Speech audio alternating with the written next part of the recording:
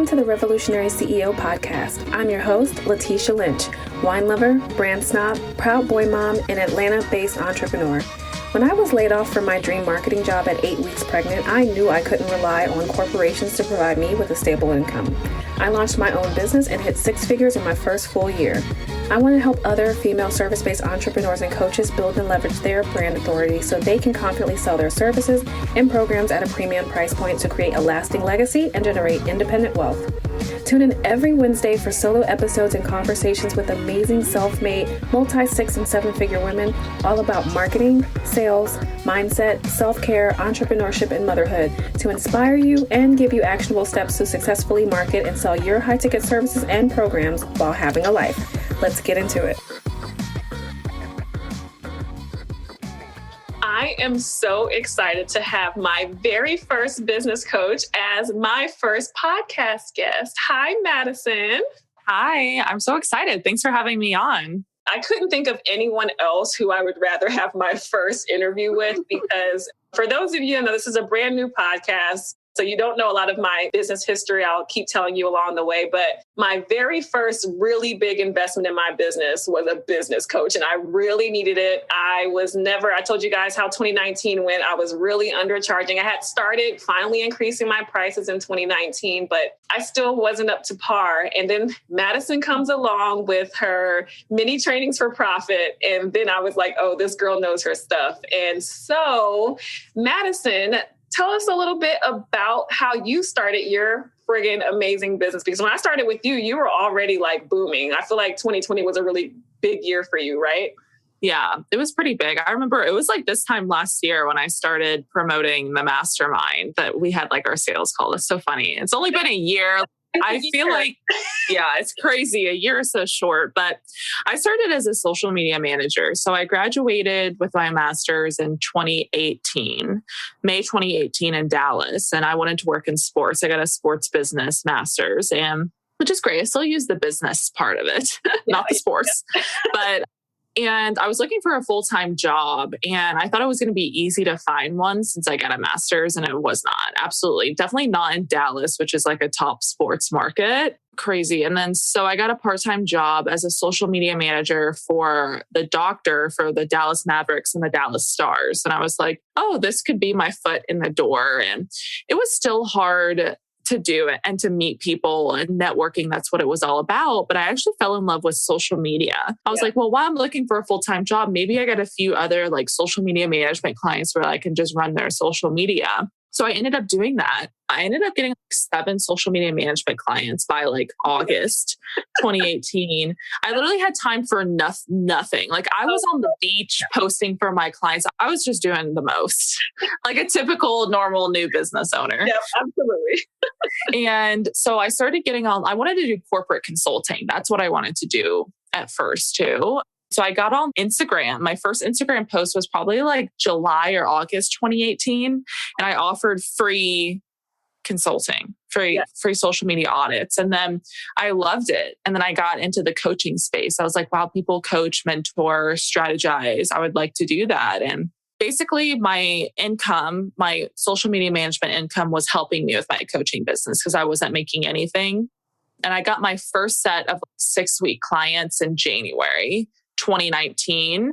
But up until July 2019, I kept all my social media management clients because I think I had attachment to it. Like it's just one part of my business I can't let go. Kind of like you with like design too. It was just hard to let go, but I did. And 2019 is my first full year of business. I went from social media coach to marketing coach. And then 2020 is when I hit business coaching. And now I just do everything. I just business, marketing, visibility, whatever. So I love it. I cannot believe like how many little transitions. And I feel like because I see you now, I'm like, wow, she's this huge business coach. And it's funny hearing like your story. Now you have, your scrunchie business. Mm-hmm. So hearing how your business has evolved over the years really is amazing to hear. Were you always confident in your ability to switch over to coaching and actually keep getting clients? Or is that why you feel like, okay, I'll keep the social media business in case this doesn't work out? Was there ever like, in case this doesn't work out? Yeah, there was definitely in case this doesn't work out a lot. And I looked for a full-time job for a while, like definitely. And I just kept, I was like, okay, if this doesn't work out of coaching, like I could definitely grow like a social media or like marketing agency. That was on the back of my mind too. And I was like, because referrals, I'm in a big city, a big market. But I think I just kept moving forward because I knew the freedom that it could give me. I just knew that I feel like I was never fit for a 9 to 5. And as much as I loved my degrees and I loved what I was doing, I really wanted to work in sports. I think I just always had the entrepreneur bone in me. But yeah, it was definitely, I was like, can I really do this? And I think we all still, sometimes I'm like, oh my God, like I'm 25 years old. Like sometimes I ask myself, like, how will I sustain this till I'm like 40? I don't know. Speaking of your age, which is super, super young, nobody would know that, but do you ever feel like, were you ever concerned that people wouldn't take you seriously just because of your age? Definitely. I've always been like an old soul though, like always growing up. Older. I'm like, okay, she's at least my age. And you're like, when I met you, you were 24. Yeah. I definitely had someone tell me that they wouldn't have invested in me if they knew my age. Right. But I think one thing, I have tons, like my experience, like I've worked with a lot. I've done a lot of marketing, a lot of social media for like top athletes. Like I've done a lot in my lifetime, definitely. Yeah. But, I think that it's nice. I feel like the online space, like everyone's younger in a sense and keeping up with the trends and everything like that. And I just feel like the online space is growing so much. But yeah, it's crazy. I definitely have always kind of thought about my age and stuff like that. But it makes me excited that I see a lot of 23, 24, 25-year-olds coming in the online space too. And I have always had to be confident with it. So yeah, I feel like when you carry it with confidence, people will forget or not even inquire about it. And it's going to be shocking. I did not inquire. I do remember when you were celebrating your 25th birthday, I was like, oh my gosh. By the way, guys, I'm 35. So I had no idea. I look like a child usually. So I was like, we're the same age, and I could not believe it. I love that you knew though, like to be confident because you had the experience, and that's all that matters. A lot of time people, I feel like their mindset is all focused on what other people are going to think. I'm like, if you lead with confidence, they won't even question you. They're not going to question how many clients you had before. They're not going to question your abilities if you lead with confidence. They're not going to question your age or any of that. I would love to hear, because I feel like when I see someone super successful, so one of the reasons why on the podcast I want to interview like multi-6, 7-figure women business owners is because when we see you guys online, it's just to us, fabulous life. You're super successful. And a lot of us haven't been with you since the beginning of your journey. So we don't know the ups and the downs. But to me, it always seems like an up. And I remember one time we had one of our one-on-one sessions and I was complaining about, I had a $16,000 month. And then the next month I was like, I'm only at 11. And I'm like freaking out. And you were like, girl, I did not have consistent 5-figure months right away. And I was like, really? Because again, how I see you is Madison's making $1 billion a month. So can you kind of talk to some of the ups and downs that you've experienced in your business that we would not even think would have happened because you're so successful now? Yeah, so most definitely. And I think that entrepreneurship, like income is always inconsistent. So one huge thing I had to go through in Q4 of 2020 is that was when I was launching my scrunchie business. And the way I was operating my coaching business at time, I don't think I could have balanced both businesses. So what I did is, after your round of the mastermind ended, I didn't take on any more clients in Q4. No one. My income dropped 75% for October, November, December, right? Yeah. My income was just coming in from courses, right? And my Black Friday deal. And I did this because I was like, if I don't pay attention to my second business and I don't build it properly with the foundations, because I didn't really, in the beginning of my coaching business, I was just like a free for all. Like I didn't have the proper foundations. I was like, what am I doing? I'm just trying to have fun on social media, right? Yeah. And I was like, if I don't do that for Soulful Scrunchies, it's not going to last because e-commerce is different. So that was really scary for me for my coaching. But I always have the saying that it's different than there's a difference between making money and having money. Yeah. And me being able to have money, I was able to support myself in that sense. And I think that, ups and downs, income is always going to be inconsistent. You're going to probably make more income when you launch an offer, and you just have to have the proper foundations in place. But I would say that was a big thing for me. And then a few times last year, I did get burnt out, which is normal. Like it's like people get burnt out. Like we have to normalize talking about being burnt out. And then something right now I'm going through is I just decided to redo my entire product suite. So I think it's honoring, pivoting and shifting in your business. And just, I think what gets you to one level doesn't get you to the next. And you have to kind of like honor that. And if that makes your income drop, if that makes things harder for you, that's fine. I just think it's going to pay off in the end. So I totally agree. It's funny because I did the same thing. So, I joined another coaching program and it was like so different. And I really wanted to switch from my high ticket business model to more just premium. Like I don't want to have anything else because I needed more time. I felt like I was burning out from all the launches. Like we were launching hard in your program. Like we were going in. It was the most money I was making. I was getting addicted. I was like I always said this like little money crackhead. I was like, oh my God, success is happening. How do I can't let it stop. I have to do all the things. And then in September, I launched my mastermind. I'm like, this was really good. I had like a $34,000 launch. I was like, why am I going so hard on 30 things when I could do this one really good thing? And then that's all I need to do. And I only launched one other thing and I did it like in December, but I didn't take on any new clients either from September until basically December. Mm-hmm. And I was like, this is nice. But also I needed to do that. I needed to figure out what my product suite was going to be. And I feel like it changes like throughout the year. There's always going to be some shift. And I was telling people, I'm like, it's really scary. Like when January hit, I was like, oh, I have to start making money again because you took off all this time. How did you know when you were ready to start shifting like your business or your product suite? Yeah. So I would say the first thing that I looked at was sustainability not sustainability with happiness, but sustainability with the future and my success. I asked myself, like, do I want these offers? Will they be with me for 3 to 4 years? Are they going to be in my future? And I was just like, no, like I'm not as excited as I was, right? When I had them, because those offers I had that I'm retiring. Okay. One of them I've had for 3 years. Wow. One of them I've had for 1.5. Mini Trainings for Profit is retiring. Oh no, I love Mini Trainings for Profit.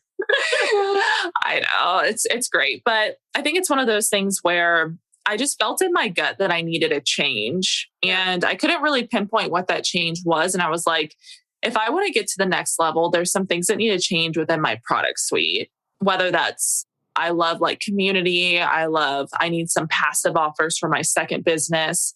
I wanted to change it based on the lifestyle and my Soulful Scrunchies business. So that's how I changed it. And I think your product suite, when it comes to product suite, it should make sense with your lifestyle too. Like I have friends who travel the world and they hate live programs and they want to make money from courses. And then I have friends who love live high ticket programs and just want high ticket. I think it depends on the lifestyle. And I was like, I had to take a deep dive into like my life, like what I loved. And does my product suite / business, because your whole business is basically your product suite, does that support like where I want to go in my life? And I knew I had to make like a shift and a change. So I love that.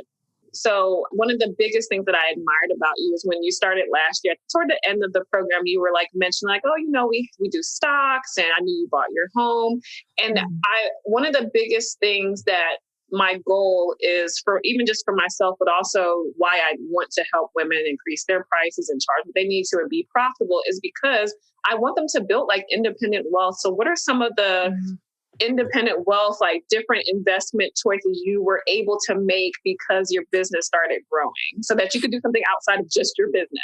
Yes, definitely. That's what I say. I was like, you need different revenue streams. Like it's not just your business, right? One big one was stocks for me, definitely. My boyfriend's really into stocks and he actually got into it during COVID because he didn't have a job. He was like, I'm bored. I'm going to watch YouTube videos on stocks. And then I got into it. And I was like, this is so awesome. So I definitely love stocks and I do, a Roth IRA and buying stocks within that or like using Robinhood or another like account as well. So that's a great like revenue stream. Buying a house is great. It's a good investment, but we redid our entire basement and backyard for resale purposes. Yeah. So we're really excited about that with a good location so we can resell. So something like that has been really good for us. Basement, stocks. What else? I think like that's it's like the outside business. Yeah. But that's cool because I feel like a lot of people, I see some bigger entrepreneurs, they're like buying investment properties and maybe having on Airbnb, like all of those things, like having real estate, having stocks, having your retirement plan and actually putting money in it. Because I know when we work with the 9 to 5, the 401k, they do the match. It's like, you think about it, but when you're on your own, it's like you're HR, you're the person that has to think about the benefits you want. And I don't think that a lot of people think about, I need to make sure I have those types of benefits. What was one of the last few questions I'm like loving this conversation is, what was one of your first like biggest investments that you made in your business? Because you were my first big investment. What was your first like big investment in your business? Yeah, I invested in a 6-month mentorship in November 2018, which was great. And I forget, how much was that? It was like, I think it was like $2,000 a month or something like that. And I like paid for it with the rest of my savings. I had like, how much did I have in my savings? Like $700 or something. And I was like, I literally have no idea how I'm going to pay for this, but I like trusted myself every month. I like worked my ass off. I was like, I have to make money. Yeah. So that was really big for me. And then right after that, in April 2019, I invested in Carrie. And I'm like swallowing because that was like the biggest investment ever that I've ever made my entire life. And I've been with her ever since. Yeah. So. I love Carrie Brady. I love that. So how did you get comfortable investing in your business? I feel like once you start making those investments, I feel like I progressively get more comfortable. Like now it's an investment, but how did you get comfortable with just, doing that? Yeah.